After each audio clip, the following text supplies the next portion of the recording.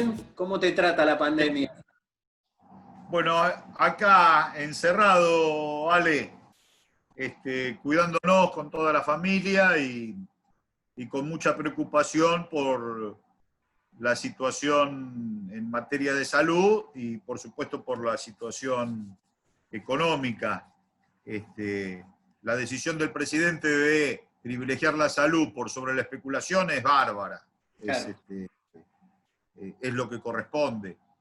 Pero también creo que desde el peronismo hay posibilidades de activar algunos resortes de la economía sin necesidad de tener que transgredir para ir a abrir la zapatería o para ir a abrir la pyme,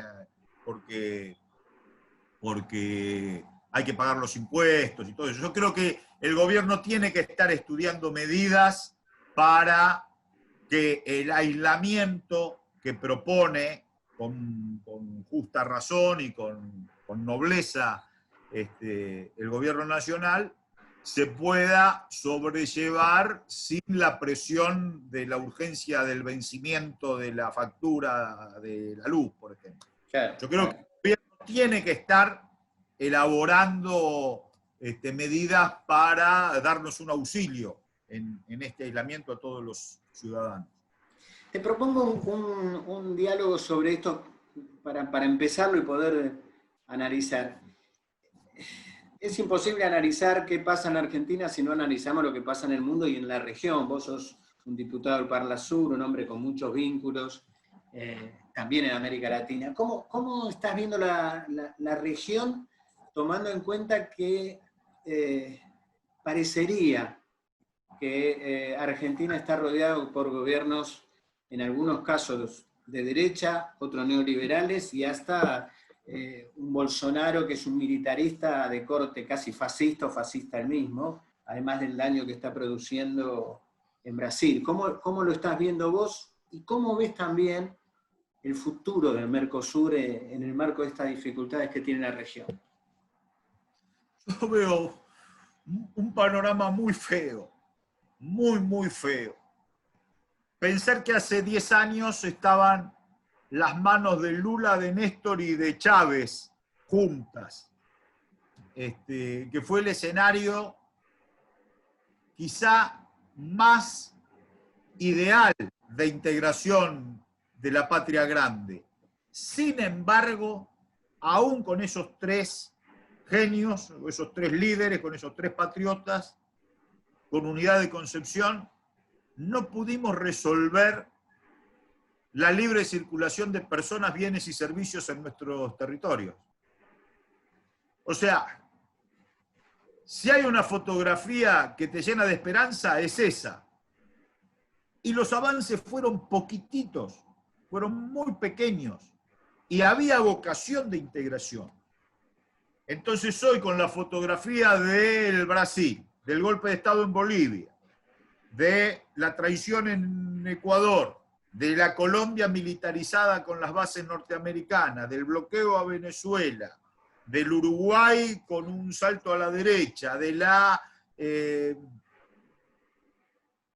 pasividad de Paraguay y la ausencia de Perú, con un Chile de derecha neoliberal post-Alianza del Pacífico y libre comercio.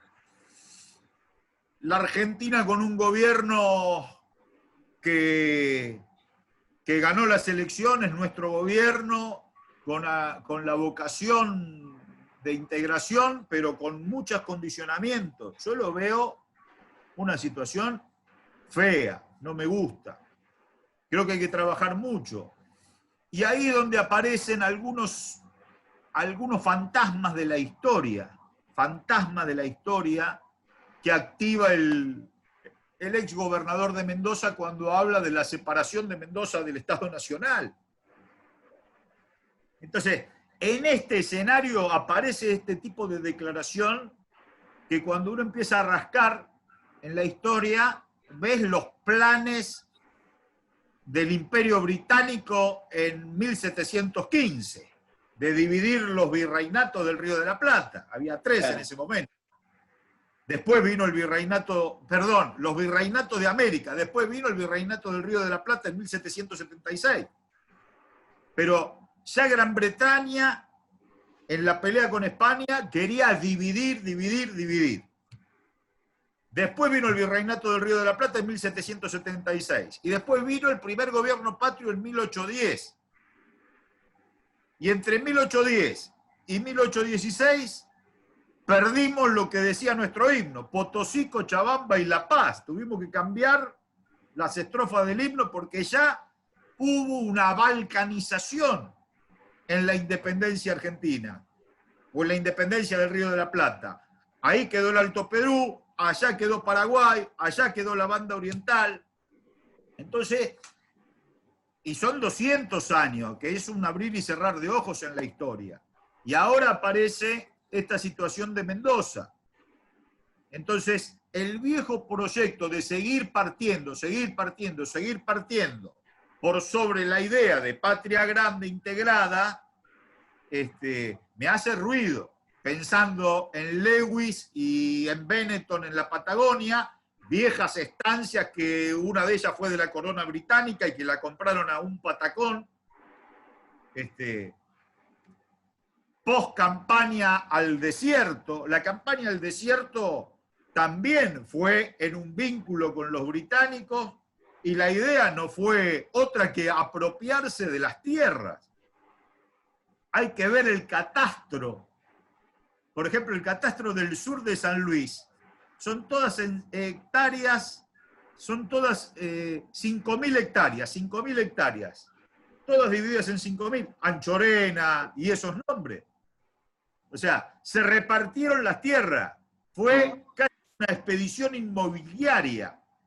Y después quedó parte de esas tierras en la corona británica, más Torkinson en el acuífero guaraní, y la vieja idea del sur de Brasil de independizarse y arrastrando la Mesopotamia argentina, y la vieja idea de Santa Cruz de la Sierra también de independizarse arrastrando a Jujuy y a Salta, más esta salida de Mendoza por el Pacífico hacia Cuyo, más la Patagonia. Cuando entendemos que seguimos repitiendo que las hipótesis de conflicto son narcotráfico y terrorismo, y cuando la verdadera hipótesis de conflicto sobre la idea colonial que tienen sobre nosotros de dividirnos es posición geopolítica y recursos naturales. Entonces, lo veo con mucha preocupación. Ahora, comparto lo que decís totalmente. Me da la impresión que tenemos que el movimiento nacional y popular necesita tener una estrategia más allá de los gobiernos coyunturales que haya. Pensando en varias cosas, pensando en el proyecto histórico, que es el que vos decís, de América Latina, pero también pensando en cómo recomponemos la situación después de los neoliberales y después de la pandemia. Nuestra alianza con Brasil es una alianza necesaria en términos económicos también, además de sociales y políticos. De alguna manera hay que volver a desarrollar una estrategia, será en resistencia, pero de generar un acuerdo que vaya más allá de la coyuntural, porque de alguna manera Bolsonaro va a pasar. La resistencia en Chile es indudable y a algunos nos parece extraño la situación de fortaleza todavía de mantenerse en el gobierno de Piñera, pero es cierto que creció una respuesta. En Bolivia el golpe de Estado está tejiendo las maneras para que no haya elecciones, porque hay una vocación y hay crecimiento del partido de Evo. De alguna manera quiero decir, tenemos que tener una estrategia que tome en cuenta las coordenadas actuales, pero que piensen que no es irreversible la situación que se nos presenta. Incluso algunos, para ser francos, creían que en la Argentina venía un largo periodo de macrismo y cambiemos. Algunos no creían que en la elección última se podría haber modificado el rumbo del gobierno, ¿cierto? Porque creían que venían a quedarse por un montón de tiempo. Yo creo que están dadas las condiciones, no para ser voluntarista, porque es muy difícil, comparto con vos la situación, pero creo que tenemos que tener una estrategia sobre una estrategia común del movimiento popular. Y hay un punto de esa estrategia que quiero que la comentes, que es una actitud común de América Latina sobre el tema de la deuda. Vos estás trabajando en un observatorio sobre la deuda que tiene componentes de América Latina. Y eso sí es parte de una estrategia común, ¿no es cierto?, para generar el escenario cuando derrotemos a estos tipos que están de la ultraderecha en América Latina. Quería que comentes un poco esa idea. Creo que todo ese escenario que vos planteás, esa descripción que comparto, tiene en la deuda quizás el elemento de sometimiento más grande. Entonces, los actores de la integración trabajamos para ello, y el imperio te pone una deuda con las complicidades de los locales.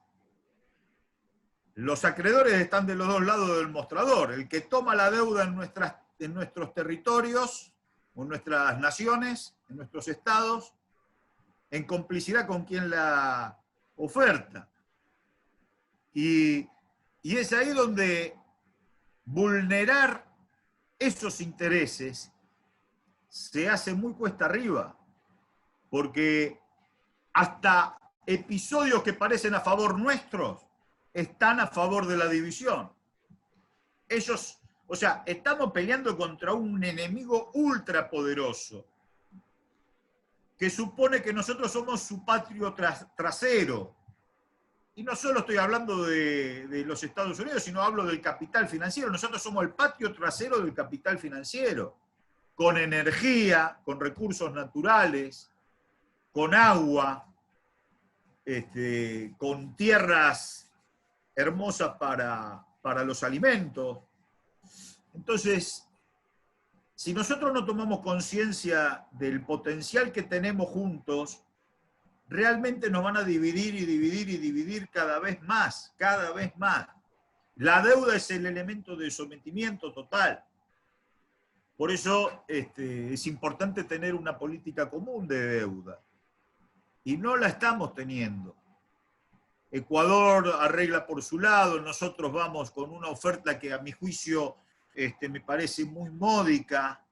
Empezamos con una quita del 62% en la oferta a los bonistas y ahora estamos alrededor de una quita del 40%.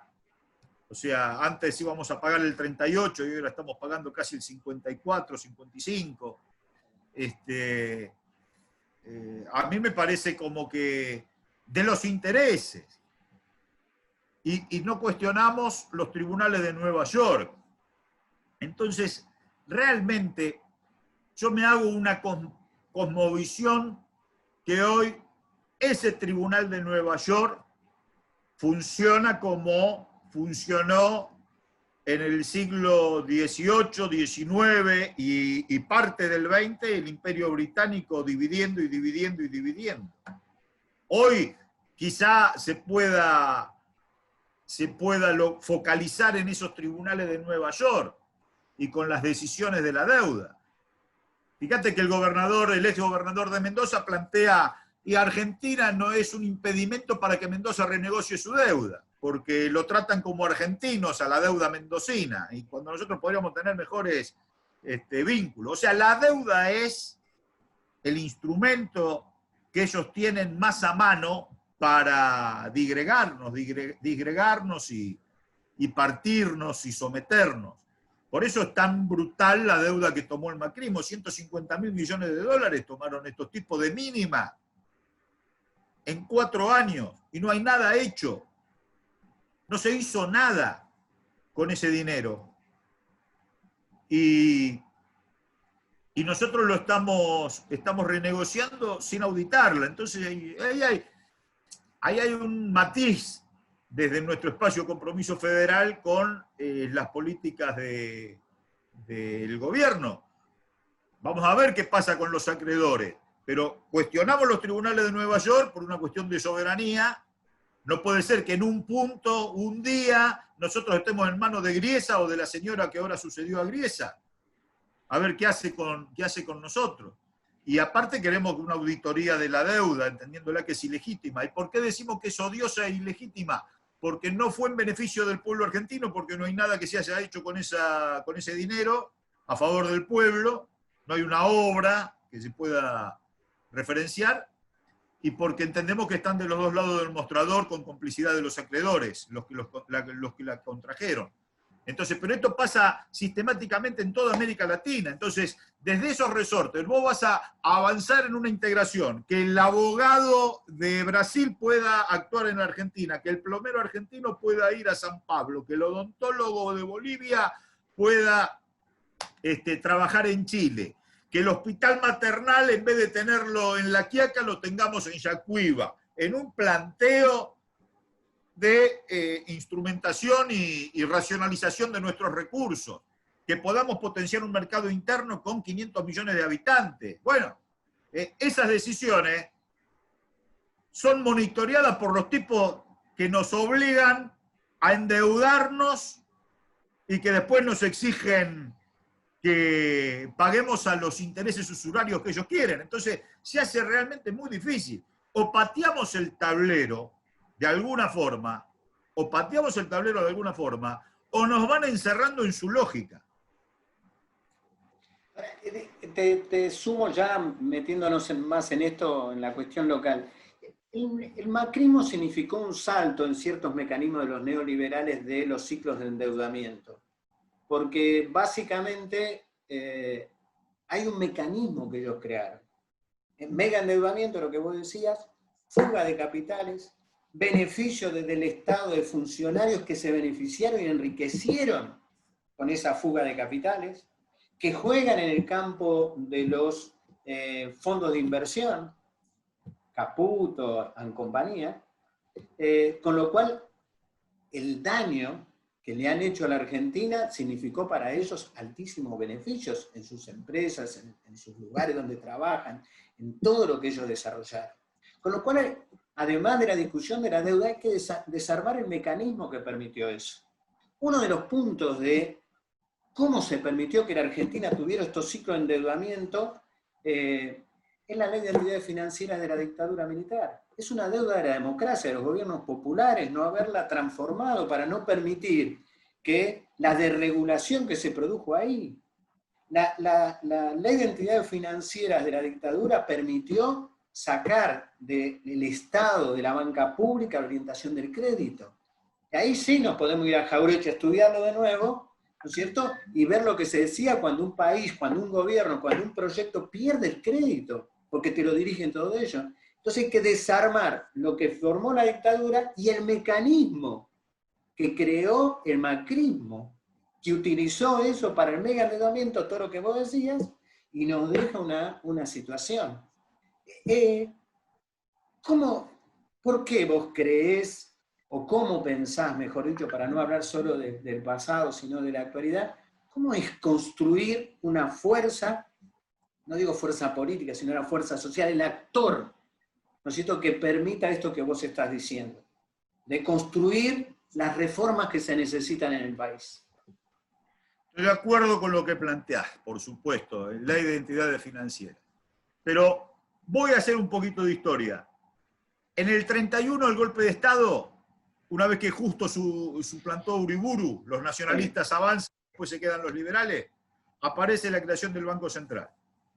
En el 32 va la misión argentina de Julito Roca, el hijo de Julio Argentino Roca, con Leguizamón, van a Inglaterra porque Gran Bretaña había decidido no comprar más carnes salvo a su comunidad, Australia, Canadá, entonces no compraban más carne argentina. Van a Inglaterra, Leguizamón dice primero lo que Roca después repite en la cena, que es Argentina, aunque no parezca, forma parte del Commonwealth. O sea, se entrega. Y ahí empiezan a comprarnos carnes los británicos nuevamente, pero procesadas en frigoríficos británicos. O sea, los frigoríficos eran británicos aquí. Entonces nos compraban las carnes, dejaron un solo frigorífico en Gualeguaychú. Pero una de las condiciones que le pone en lo que se conoce el Tratado Roca-Runciman es que el Banco Central sea mixto. El Banco Central mixto, británico y argentino. Esto ocurrió hasta marzo del 46, días después del triunfo del 24 de febrero del 46 del general Perón y poco tiempo antes de asumir. O sea, nosotros tuvimos un Banco Central mixto, donde los dijeron que iban a poner 10.000 pesos en bono, y que no lo pusieron, y que iban a venir otros 10 y no lo pusieron. Entonces, salvo la decisión del peronismo, hasta el 55,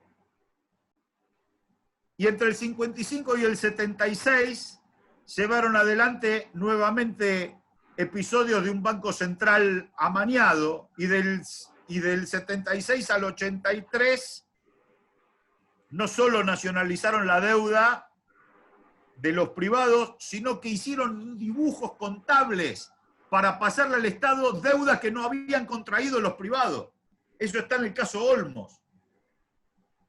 Entonces, la ley de entidades financieras tiene su antecedente del Banco Central mixto manejado por Gran Bretaña.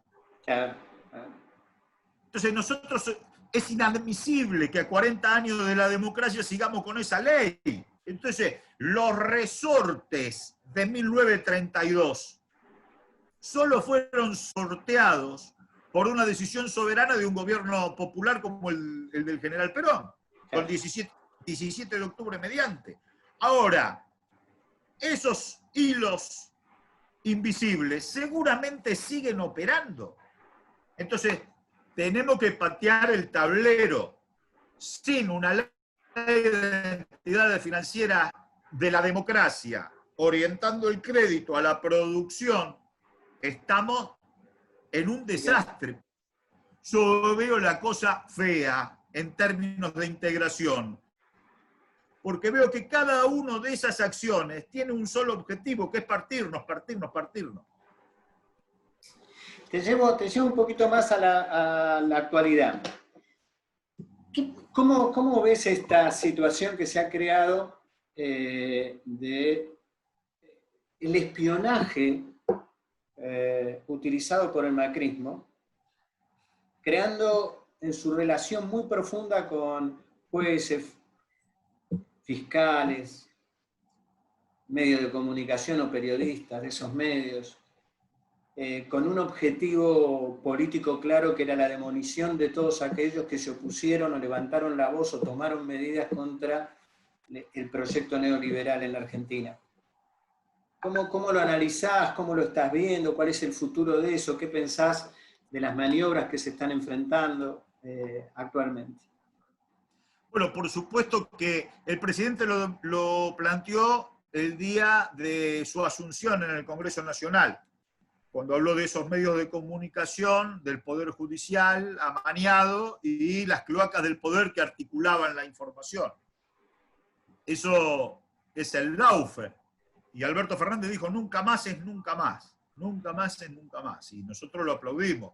O sea, la vocación del presidente es terminar con esa asociación brutal de condena mediática más operación judicial, con ese material infame de los servicios de inteligencia que él denominó cloacas del poder. O sea, él mostró la vocación de romper ese formato, de romper ese Lawfare, pero hoy sigue pasando todavía. O sea, nunca más es nunca más, lo planteó el 10 de diciembre del 19, pero hoy sigue pasando lo mismo. Milagros sigue presa, y los compañeros y compañeras también siguen presos. Y las causas que se construyeron en el marco de esa demonización siguen vivas. Entonces, nosotros planteamos que, por supuesto, hay que hacer una reforma judicial, por supuesto hay que poner en la agenda la democratización de los medios, no se puede vivir en el imperio del monopolio mediático, son imprescindibles para la democracia, pero también para salir de esta coyuntura todas las causas que se construyeron con testigos encubiertos, identidades reservadas, todo esa trapisonda que hizo el macrismo, doctrina iursum mediante, de detenciones arbitrarias, sin debido proceso, todas esas causas tienen que volver a foja cero y volver a ser juzgadas en el marco de la constitucionalidad y, nuevamente digo, del debido proceso. Entonces, hay una ley presentada por la senadora Catalfamo en el Senado de Nación, donde todas las causas que están sospechadas del lawfare vuelvan a foja cero. Sin embargo, no tuvo el impulso del Ejecutivo que debería tener para salir de esta situación y poder partir el sistema persecutorio que ahora es todavía mucho más evidente, que era evidente y ahora sale a la luz. Pero no pueden seguir esos procesos activos si se hicieron de esa forma tan persecutoria y tan disparatada, producto de la acción o la decisión del gobierno de Macri de demonizar a los adversarios políticos y demonizar las políticas que llevaron a cabo esos adversarios políticos. Entonces yo creo que la ley de control de convencionalidad por la cual vuelven a foja cero todas las causas del lawfare, vuelven al día anterior al llamado indagatoria. Pensemos en Milagro Sala. Milagro Sala fue presa por una campe y una vez que la tuvieron detenida, la llenaron de causas para... Todas las causas que entraron después de su detención no se ajustan al debido proceso. Entonces, volvamos al día anterior a la detención de Milagro Sala y empecemos de cero, con debido proceso. Pero no se puede validar la metodología que llevó adelante el Poder Judicial de Jujuy, sabemos con los cambios de los miembros de la Corte y demás. Entonces, necesitamos una ley nacional que no diga que no se lleven adelante las causas, sino que se lleven adelante ajustadas a derecho, sin la presión, sin la extorsión, sin hay sortijas para pocos, como planteaban los fiscales, para tener un ejército de arrepentidos. Y ese arrepentido tenía que repetir el libreto que le daban los servicios de inteligencia con el único solo objetivo de condenar a la expresidenta. Entonces, creo que estamos balconeando las situaciones y esperando que el Poder Judicial actúe, y el Poder Judicial se muerde la cola en sí mismo. Entonces, creo que el legislativo tiene que actuar, en este caso, activando una ley para que vuelvan a foja cero todas las causas del lawfare que instrumentó el macrismo. Te sumo a la reflexión que estás haciendo tan correcta del lawfare y todo eso. Tengo como una impresión o una opinión de que además de todo esto que vos relatás también, el macrismo está tratando de instalar, muchos de sus comunicadores, una idea de que el espionaje siempre pasó y siempre el poder político utilizó a los jueces. Es una idea como diciendo, todos estamos en el mismo barro. Quiero, en este sentido, pensar esto, digamos, ver un cambio de calidad que hubo en la situación, en la utilización del lawfare como una herramienta, pero también en la creación de lo que yo le llamo como dos estados. Un estado de día, para compararlo con otras épocas, un estado de día donde hablaban de república, hablaban de división de poderes, construían un tipo de discurso como que ellos interpretaban frente a un peronismo populista que no respetaba la república, que ellos eran los que respetaban la república. Otro estado, en ese estado, primero en el día se cumplían determinadas normas y legalidades, pero había otro estado, donde estaba esto que vos decís, espías, jueces, comunicadores, pero también estaban los trolls, también estaba la mesa judicial. Había un Estado ilegal. Debajo del Estado de día había un Estado ilegal que construyó el macrismo. Porque no se puede... Yo creo que la justicia tiene un método, tiene que ir subiendo una escalera de responsabilidades. Ahora, la política tiene la obligación de explicar a toda la nación que acá funcionó un mecanismo que une todo eso, que une la persecución a los opositores, que une la persecución al gobierno anterior, que amenaza a lo que vos decías, a los arrepentidos para que sean arrepentidos o repitan lo que ellos les pedían que hicieran, pero también es un Estado ilegal donde, además de la mesa judicial, de participar de arriba de esa mesa, de los trolls que eran parte de las campañas que se llevaban a cabo, es la demostración que había un Estado ilegal. Y en el Estado ilegal, ese que yo digo, el principal responsable es el presidente de la nación. O sea, hay que explicarle que los republicanos, los que se llenaron la boca de ser republicanos, fueron antirrepublicanos. La derecha argentina que habló de república es autoritaria y violó todo el Estado de Derecho. Quebró la república. La república, la idea de la república tiene que ser una parte reivindicada por el movimiento nacional y popular. Nosotros sí creemos en un criterio de república, de Estado de Derecho, es lo que vos decías, el reclamo, reconstituyamos el Estado de Derecho. Entonces eso también es denunciar el mecanismo, yo le llamo el mecanismo que creó un Estado, ¿cierto? Y todavía siguen actuando, los trolls siguen actuando, hay muchas cosas que siguen actuando. Eso es lo que le agrego a lo que vos estabas. Te quiero llevar a otra reflexión. Digamos, parecería ser que el PRO se divide entre dialoguistas y salvajes, para decirlo de alguna manera, y que han intentado que el asesinato de Gutiérrez en el sur sea un ataque a Cristina, al gobierno nacional, a tratar de cuestionar esto. ¿Cómo ves ese cuadro de situación? ¿Qué es lo que pensás sobre ese andamiaje? Pensando si es real la división, si es solamente un minué entre ellos, y cómo ves a Macri, a Bullrich, a todo ese grupo que condujo el PRO. Mira, yo no puedo decodificar los gestos del Macri radicalismo. No creo en halcones y palomas. A la hora de hacer la reforma jubilatoria, a la hora de encarcelar y perseguir a nuestros compañeros, a la hora de perseguir las políticas y revertir las políticas de los 12 años, a la hora de firmar los DNU para voltear la ley de servicios de comunicación audiovisual, a la hora del endeudamiento.